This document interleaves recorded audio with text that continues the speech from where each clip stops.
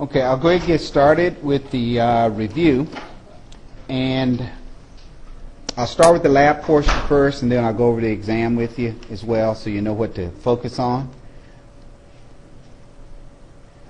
Now again, muscles that I'll ask you to identify, you should be familiar with the sternocleidomastoid muscle, should be able to identify that.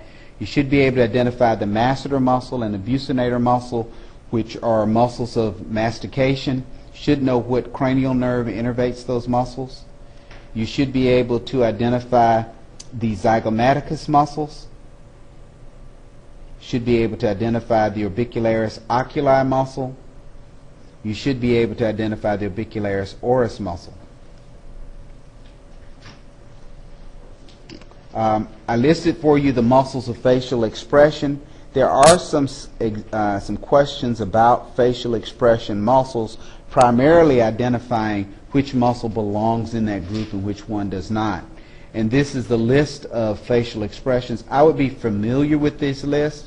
Now, I didn't ask you to identify all of these muscles as far as the lab portion of the test, but I do ask you some questions like the corrugator muscle, superciliary muscle, for frowning the forehead. You should be familiar with the function of that muscle, for example. And there's a nice little section in your textbook about muscles of facial expression. Should know what nerve innervates the muscles of facial expression. And as we talked about earlier, the buccinator muscle both works a dual role, not only in facial expression, but also in mastication as well. You should be able to identify the epicranial aponeurosis. We talked about that in the lecture last week. You should be able to identify the mentalis muscle. I'm sorry. Take that back. Should be able to identify the platysmus muscle, this anterior muscle here in the neck. Should be able to identify sternocleidomastoid muscle we already talked about, buccinator masseter we already talked about, orbicularis muscle. There is a test question about the procerus muscle, where it's located at. You don't have to identify that in the portion of the lab, but you should know where the procerus and the nasalis muscle, nasalis is kind of a giveaway muscle as well. But as far as identifying muscles from this slide, masseter, buccinator, platysmus muscle, the sternocleidomastoid muscle, I think were the only muscles I asked you to identify off this one. Extrinsic eye muscles, I can't remember which specific one I asked, but it's probably going to be one of these that are just sitting right out here looking at you, like the lateral rectus muscle, superior, inferior, inferior oblique. Recognize there's an inferior rectus and there's an inferior oblique. That may have been where the question was from. If you put inferior rectus, or if you put inferior muscle, and it's inferior oblique, then I'm going to have to mark it wrong. You got to include oblique because it carries out a different function altogether. There is some inferior positioning of the eye that takes place with the contraction, but there's also rotation of the eye itself with that muscle. You also should know what nerves innervate these extrinsic eye muscles: abducens, trochlear, oculomotor nerve, the name, and the cranial nerve. If I ask for a nerve, usually I put the name and I put the cranial nerve number along with it, but you should be familiar with those. You should be able to identify these muscles. It's only 6 of them. Superior oblique, superior rectus, lateral rectus, medial rectus, inferior oblique. Then muscles of mastication, which were grouped together for you out of this table, out of your textbook. Muscles of mastication: lateral medial pterygoid muscle, masseter muscle, temporalis muscle. That's more of a lecture question for you, because usually I'll ask you what muscle doesn't fit into this group. So pterygoid muscle, masseter muscle, temporalis muscles. These are the muscles. Should be able to identify temporalis muscle, should be able to identify the masseter muscle, as I already said, and then the groupings of muscles here, as we see posteriorly and inferiorly to the maxilla, the pterygoid muscles. There's a medial and a lateral. I didn't ask you to differentiate them. Just should be able to identify that as pterygoid muscle. Pharyngeal constrictor muscles, already talked about. Should be able to identify these muscles. I just need pharyngeal constrictors. I know some of you will be more specific, but that's fine. Anterior neck muscles, sternocleidomastoid muscle, digastric muscle. These little muscles here, I don't believe I asked you to identify those, but these little small muscles here, digastric muscles, also involved as anterior neck muscles, but the sternocleidomastoid muscle is the bigger player here as far as anterior flexion of the neck. Again, should know those terms, hyoid, the term glossus, and its relationship. Again, that's more of a lecture question as far as structures to identify sternocleidomastoid muscle. Muscles of the vertebral column. Again, I already reviewed these in the lecture, but let's start with the large muscle groups in the back. The splenius muscle, semispinalis capitis are basically extensor muscles, help you to bend your neck back. Large groups like the erector spinae muscle you should be able to identify. And now remember, the erector spinae muscles are more than one muscle. I just want you to identify the group, but the iliocostalis muscle lumborum is one of those muscles, the longissimus thoracic muscle. Didn't ask you to define each of these small muscles, the metiferous muscle, just the grouping, the erector spinae muscles. Again, cause extension of the back and some rotation of the back depending on where you're at. The quadratus lumborum muscle, again, attaches at the iliac crest, and as you can see, attaches along the ribs. And this only shows it attaching to one rib. Sometimes it'll extend up to another one, and then the transverse processes. But the quadratus lumborum, again, a muscle that helps flex the spine and laterally rotates extend the spine and laterally rotate the spine. You should be able to identify scalene muscles. Scalene muscles, as you can see here. Again, not only do they cause extension, but they also are used as accessory muscles of respiration.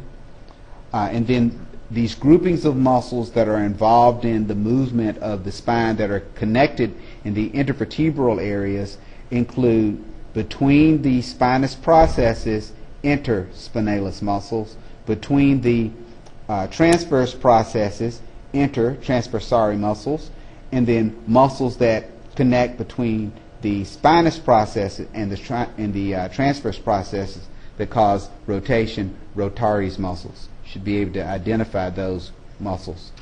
Muscles of the vertebral column, anterior scalene, posterior scalene. Didn't ask you anterior, posterior, medial, just asked you to identify scalene. Erector spinae muscle, quadratus lumborum, interspinalis, rotators, and then the, and then the intertransversari muscles. Muscles of respiration, they're important. I think I asked you to identify the diaphragm, scalene muscle, sternocleidomastoid muscle, linea alba, rectus abdominis. I don't think this picture is on the exam. It is not.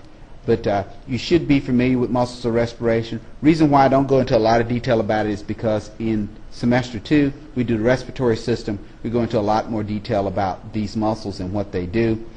But I don't think I asked you a question about that. The rectus abdominis muscle you'll have to identify on another picture. Again, though, because we have this picture, I'll show it. You can see how this muscle would be involved in the anterior flexion of the spine. Shorten the muscle, see what the skeletal system has to do.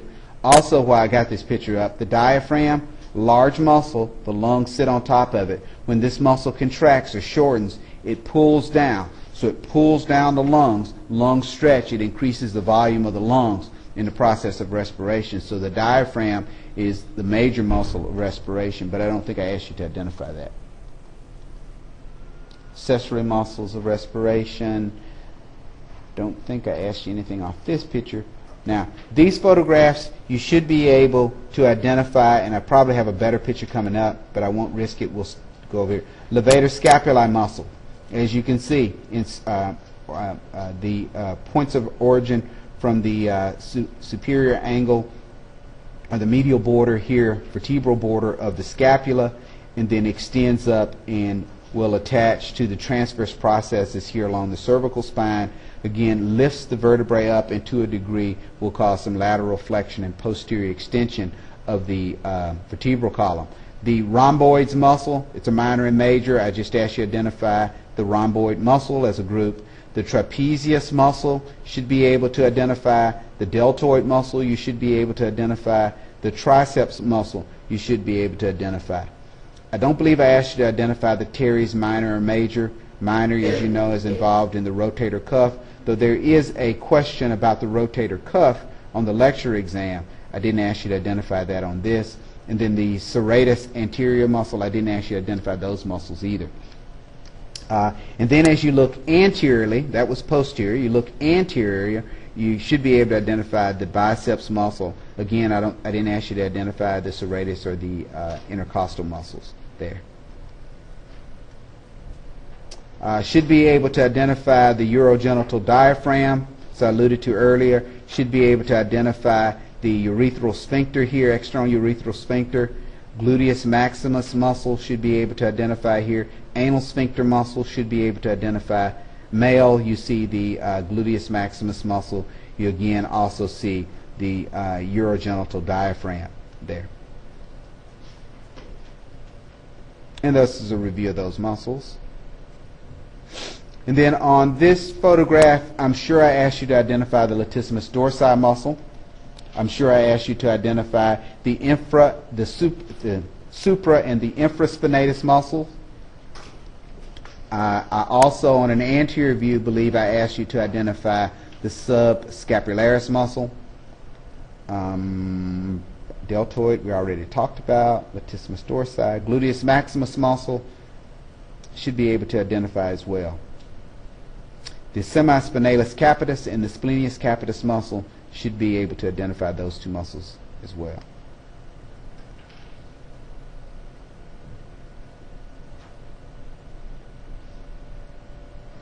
Okay, and the appendicular muscles of the trunk, let's look anteriorly here. Pectoralis major muscle should be able to identify. Linea alba, rectus abdominis muscle should be able to identify. Biceps we already talked about. Platysmus, sternocleidomastoid we already talked about. The sartorius muscle I'll show you on a different picture, but you'll have to be able to identify that. The rectus femoris and the vastus lateralis is where the arrow is pointing at, but I don't see an arrow pointing on this picture, so I must have given it to you off a different photo. Rectus abdominis, external oblique, inguinal rings. I did have a better picture. We already gone over this. Levator scapulae, rhomboid muscle, trapezius, deltoid muscle, triceps brachii muscle, supraspinatus. These are the muscles of the rotator cuff. And again, on the lecture portion of the exam, you should be able to identify these muscles. Don't let me trip you up with teres major muscle. You're not in the major league, so I wouldn't ask you that question. Okay, like that. Don't believe I asked you any questions off of this other than the triceps. Don't think I asked you any of the supinator, extensors, flexors of the lower extremity. Not that they aren't important, I didn't ask you. I could only ask you so many questions. You're like, thank goodness. Okay.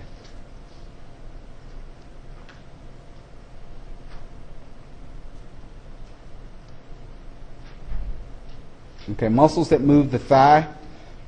Again, I would expect you to identify the gluteus maximus muscle, vastus lateralis muscle.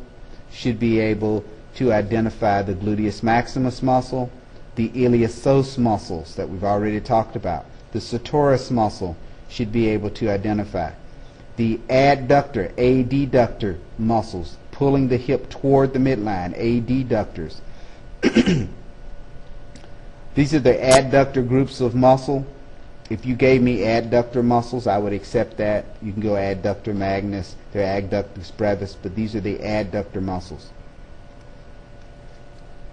Adductors originate, this tells you, and go through this PowerPoint, it really does help. It groups all the muscles together here and what they do. Flexors of the hip, the large psoas muscles, iliopsoas, iliacus muscles, as I showed you on the earlier picture. You'll have to be able to identify those muscles. Gluteus maximus, iliopsoas, sartorius, adductor magnus. Gracilis, again, gracilis, adductor magnus. If you told me adductor muscles, I would accept that. Gluteus maximus, you have to identify hamstring muscles such as the biceps femoris. Should be able to identify. Now notice that the biceps femoris, unlike the biceps of the arm, biceps femoris lies posterior, and the biceps on the humerus lies anterior. The semitendinosus muscle should be able to identify.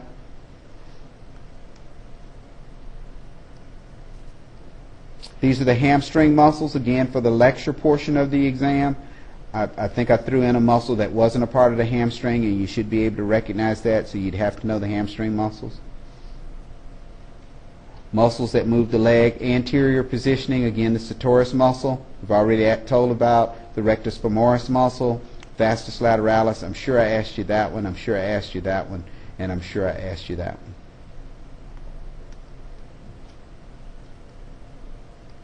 Flexors of the knee, those groupings of muscles. I'm not sure if it's a lecture question about that, but if it would be, you'd get those grouping of muscles and one that did not fit into the group, so you should be familiar with flexors of the knee, not necessarily for the lab portion, but certainly for the written portion of the exam.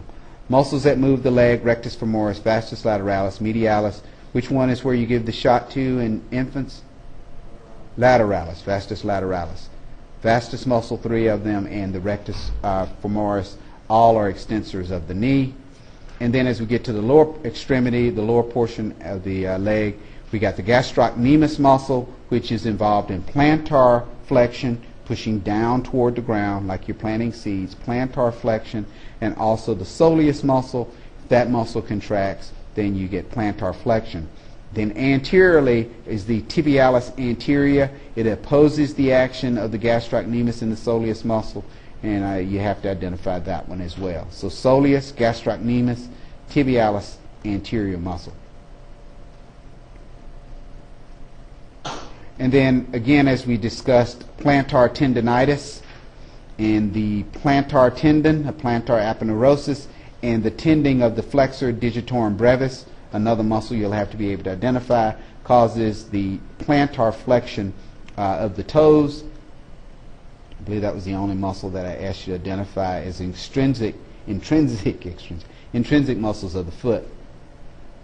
We talked a little bit about the retinaculum here of the foot, but I didn't ask you to identify any of that.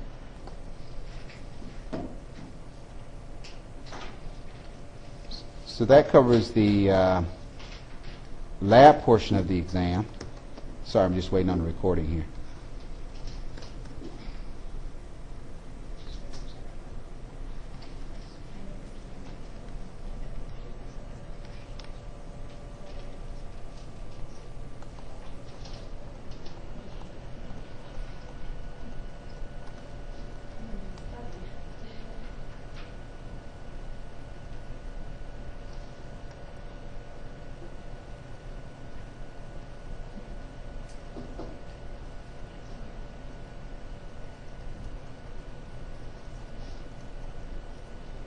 Okay, so now we'll go ahead and go over the exam real quickly. Oh, I'm sorry, I'm going to run a little over. I'm sorry.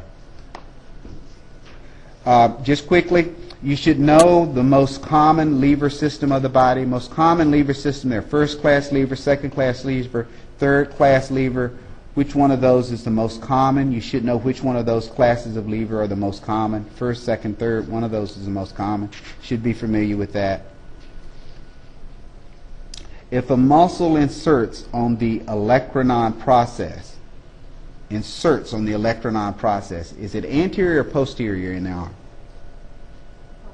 Posterior. Posterior muscles in the arm flex or extend? They extend. Posterior muscles of the arm. So put 2 and 2 together, you know this. If it's on the olecranon process, it's posterior on the forearm. Posterior muscles on the forearm extend the arm. Okay? Let's see. You should know what the term synergistic muscle is, what a synergist is. You should know what an antagonist is. You should know what an agonist is. Agonist, antagonist, and synergist, what their role is. Synergist.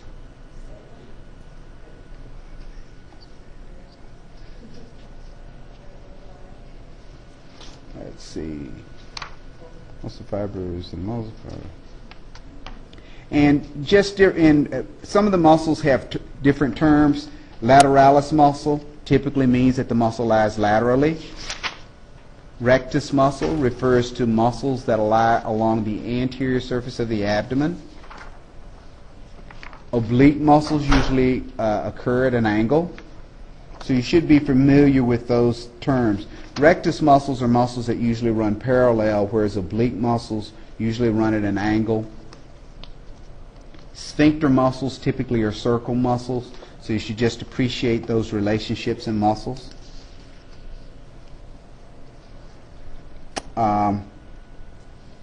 You should be familiar with the term popliteus muscle, which lies typically posterior aspect of the leg. You should know what the suffix glossus refers to. You should know what the suffix costal refers to.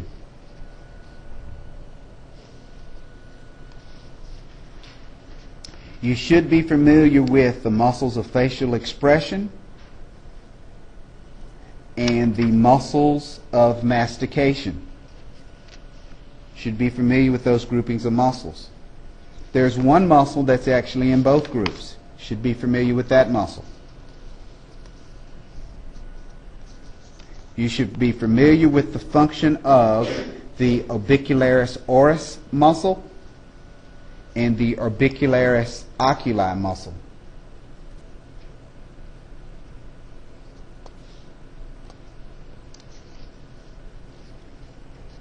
You should know what muscles innervate the muscles of facial expression, what cranial nerve innervates the muscles of facial expression.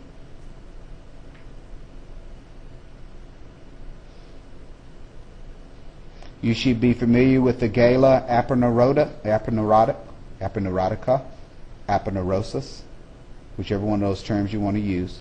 Huge aponeurosis that's across the front forehead. Frontalis aponeurosis. It's had several names.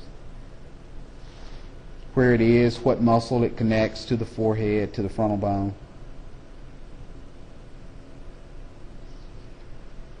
Should know the location of the mentalis muscle. And I mention the mentalis muscle because most of the muscles we talk about have an origin and insertion on bone. You should know how the origin and insertion of the mentalis muscle is different.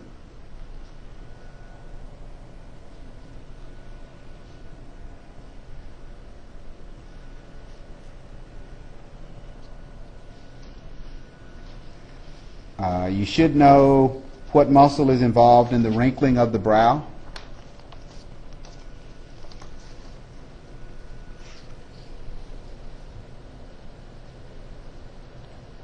You should know the extrinsic eye muscles.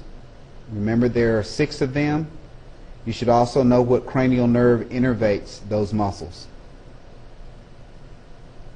Trochlear nerve, abducens nerve, oculomotor nerve. You should know which nerve innervates which muscle. 6 of those intrinsic eye muscles. Should be able to recognize those.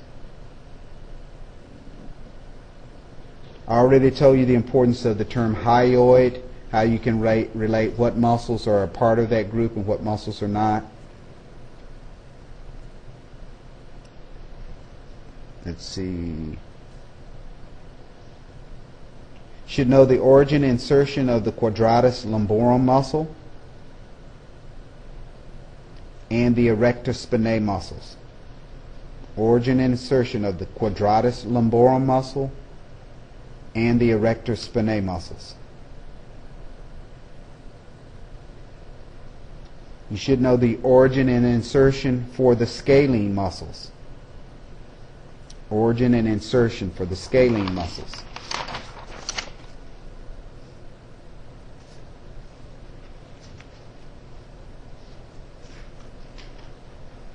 You need to know the origin and insertion for the rectus abdominis muscle.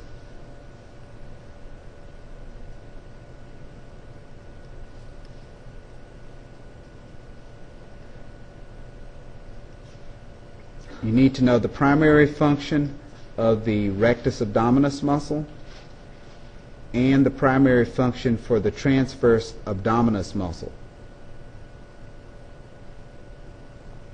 And both of those muscles have a role in compressing the abdomen, but you should be familiar with the role of both of those.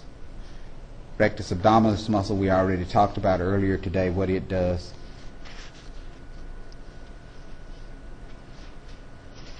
You should be familiar with those groupings of muscles that make up the urogenital triangle.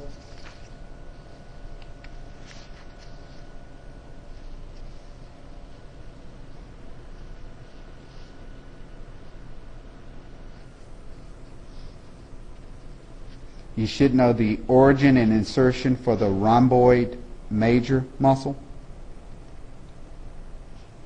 Origin and insertion of the rhomboid major.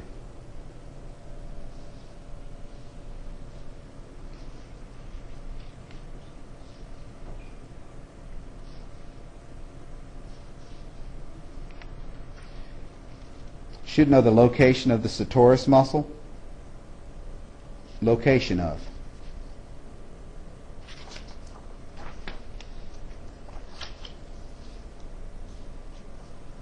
You should know the origin and insertion for the trapezius muscle.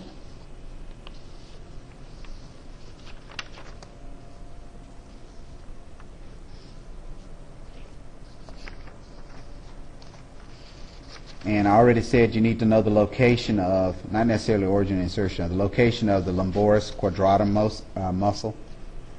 Remember, it located down on the hip, attaches at the iliac crest, extends up, it inserts on like the lower rib and the lumbar vertebrae. Lumboris quadratum, where it's located at. Need to know the function of the deltoid muscle. Does it abduct or adduct? Abduct or adduct? Need to know the function of the deltoid muscle. Need to know the muscles of the rotator cuff.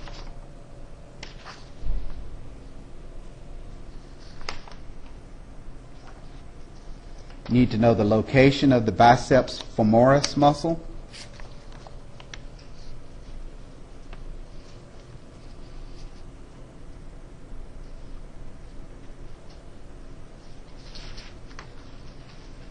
Which muscle do you exercise when you're doing push-ups?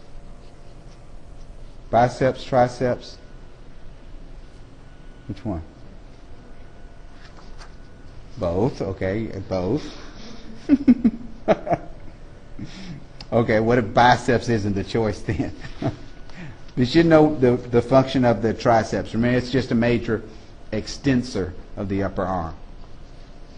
And so because you extend your upper arms when you're doing push-ups, it's a muscle that's being exercised.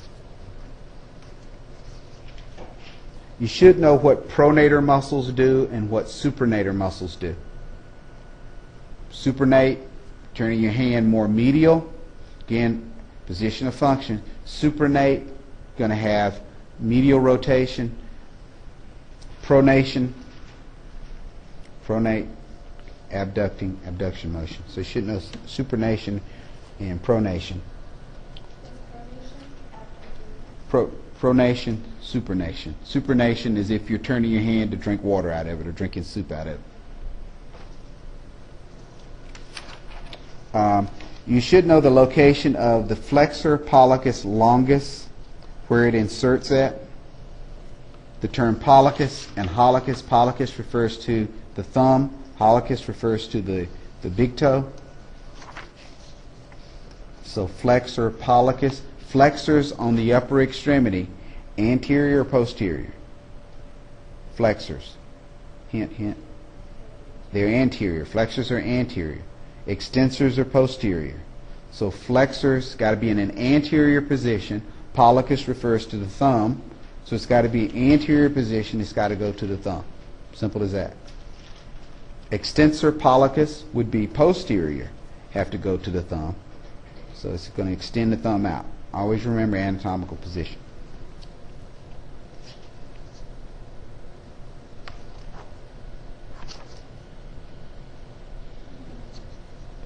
Should know the position of the gluteus maximus muscle.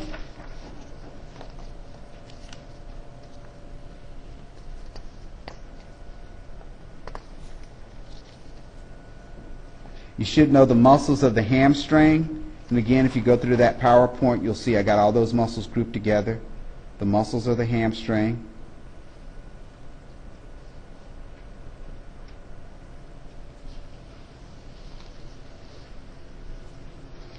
As the knee flexors go, only the sartorius muscle originates superior to the acetabulum. Now, do you remember where the acetabulum is located at?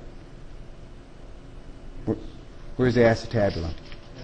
The hip. Acetabulum is on the hip, made up of 3 bones, ilium, ischium. Remember all that stuff that you had to learn last time? The acetabulum, the sartorius muscle, is the only one that runs superior to that and flexes the hip. The rest of them run inferior to that, okay?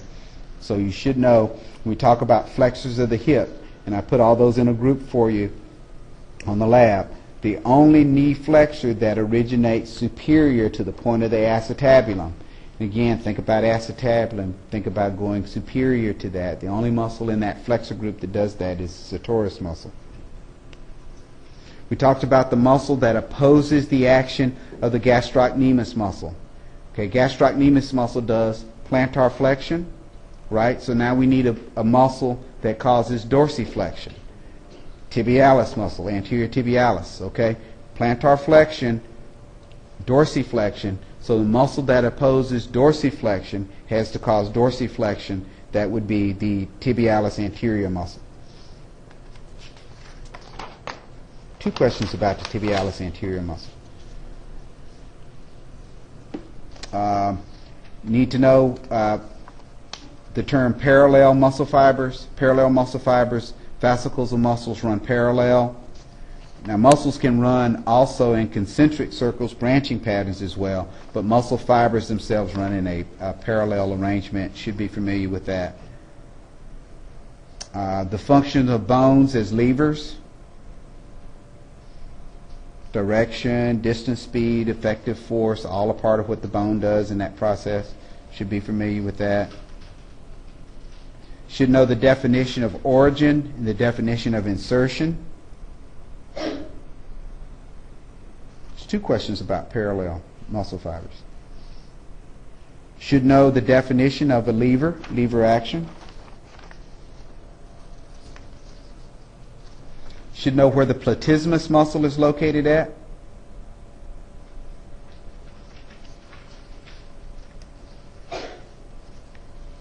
I already said about the intrinsic eye muscles. Intrinsic eye extraocular muscles, extraocular intrinsic eye muscles, same term. I'll write that down. Extraocular and intrinsic eye muscles are the same. Extraocular just means they're outside the globe of the eye. There are also muscles inside the globe of the eye. We didn't talk about those. But so extraocular and intrinsic eye muscles are the same. Should be familiar with those and what they do. And remember, I told you in the lecture before, inferior, superior, medial, lateral. I didn't ask you about an oblique, what the obliques will do, because that's a little more complex. But you should know what the inferior rectus does, superior, medial, and lateral rectus does. Should know what the strongest muscle of the jaw is. Remember, I asked you about, I showed you, identified for you the spinalis cervicis muscle. Remember, if the neck moves back, that's extension.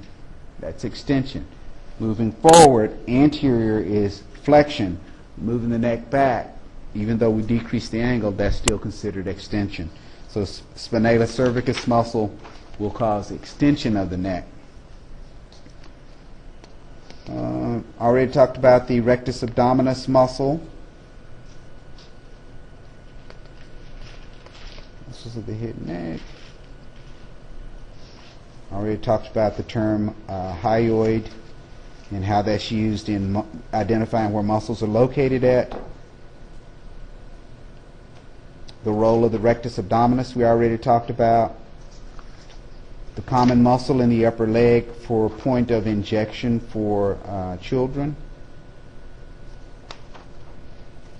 You should know the flexor muscles of the upper extremity. Flexor muscles of the upper extremity. Semispinatus, semitendinatus, gracilis, sartorius for flexors, and I grouped all those for you on that PowerPoint. The muscles that make the hamstring of the leg as a group.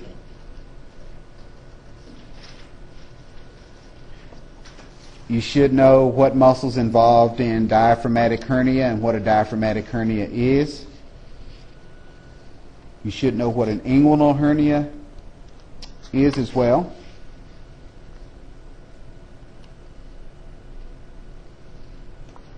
You should know the function of the pectoralis major muscle, what it does. Pectoralis major, remember pectoralis major here, origin, here, midline, insertion, make it shorten. It's going to do what? It's going to bring the arm toward the midline. So it's an adductor, adductor.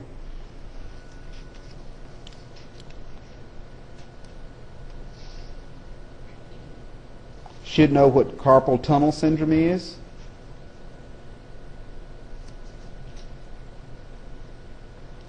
You should know the function of the soleus and the gastrocnemius muscle, what they do.